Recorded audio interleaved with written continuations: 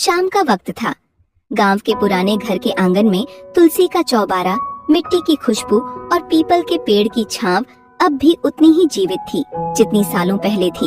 मगर आज यह सब सुशांत के लिए अजनबी हो चुका था।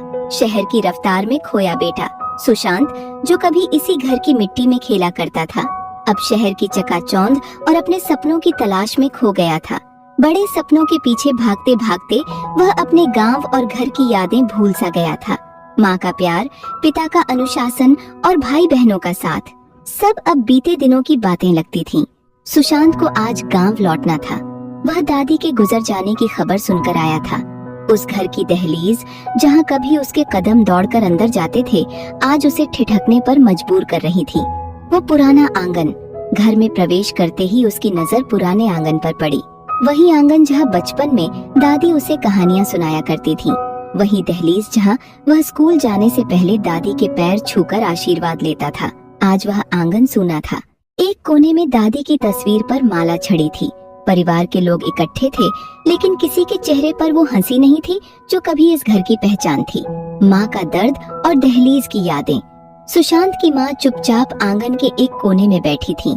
उनकी आंखें बार बार दहलीज की ओर जाती, मानो इंतजार कर रही हों कि कोई दौड़ता हुआ आए और उन्हें गले लगा ले। सुशांत ने माँ के पास जाकर कहा, माँ, आप ठीक हैं? माँ की आंखों में आंसू थे। उन्होंने धीमे से कहा, बेटा, तुम दहलीज को पार कर अंदर आए, मगर वो कदम कहाँ रह गए जो इस घर को अपना मानते थे। सुशांत के मन में हलचल मच गई। माँ के शब्द सीधे उसके दिल में उतर गए। उसने खुद से सवाल किया, क्या मैं अपनी जड़ों से इतना दूर हो गया हूँ कि इस घर की दहलीज भी मुझे अजनबी लगने लगी है? पुरानी यादों की गूंज। रात को सुशांत ने वहीं दहलीज पर बैठकर आसमान को देखा, जहाँ वह बचपन में दादी के साथ बैठकर तारों की गिनती करता था।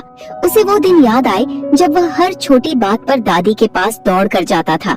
आज वह समझ चुका था कि यह दहलीज सिर्फ एक घर का हिस्सा नहीं, बल्कि उसकी जड़ों का प्रतीक थी। ये वही जगह थी जहाँ उसकी हर खुशी, हर गम साझा हुआ करता था। वापसी का वादा।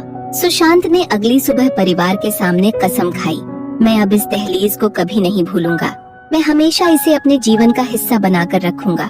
चाहे जहाँ भी रहूं, इस घर और इसकी दहलीज से मेरा रिश्ता कभी खत्म नहीं होगा। माँ के चेहरे पर हल्की मुस्कान आई। वह जानती थी कि सुशांत ने भले ही देर की हो, मगर वह अपने घर, अपनी जड़ों और अपने रिश्तों की अहमियत समझ चुका है। संदेश। घर की दहलीज पर छूटे कदम अक्सर हमें अपनी जड़ों की याद दिलाते हैं। चाहे हम कितनी भी दूर क्यों न चले जाएं, अपने घर और परिवार का प्यार हमें हमेशा वापस बुला लेता है। कभी कभी अपने सपनों के पीछे दौड़ते दौड़ते हम अपनी जड़ों को भूल जाते हैं, मगर सच यही है कि जड़ें हमें संभाले रखती हैं, हमें मजबूत बनाती हैं